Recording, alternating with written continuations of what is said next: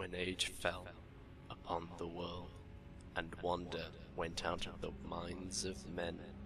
when grey cities reared to smoky skies tall towers, grim and ugly,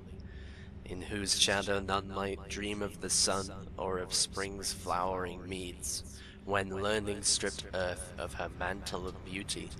and poets sang no more save of twisted phantoms seen with bleared and inward-looking eyes.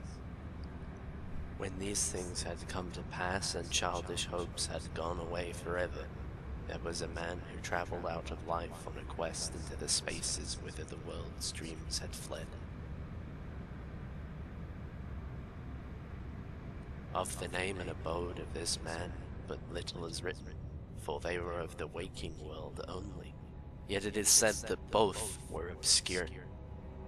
It is enough to know that he dwelt in a city of high walls, where sterile twilight reigned,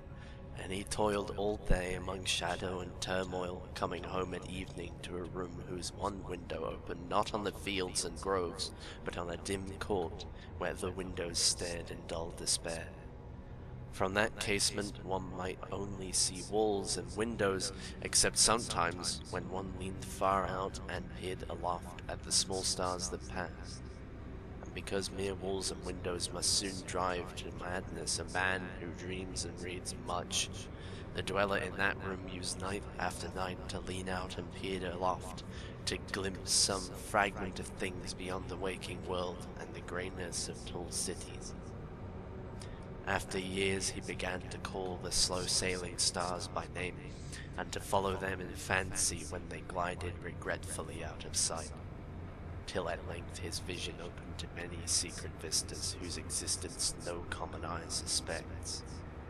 And one night a mighty gulf was bridged, and the dream-haunted skies swelled down to the lonely watcher's window, to merge with the close air of his room, and make him a part of their fabulous wonder. There came to that room wild streams of violet midnight, glittering with dust of gold, vortices of dust and fire, swirling out of the ultimate spaces and heavy with perfumes from beyond the worlds.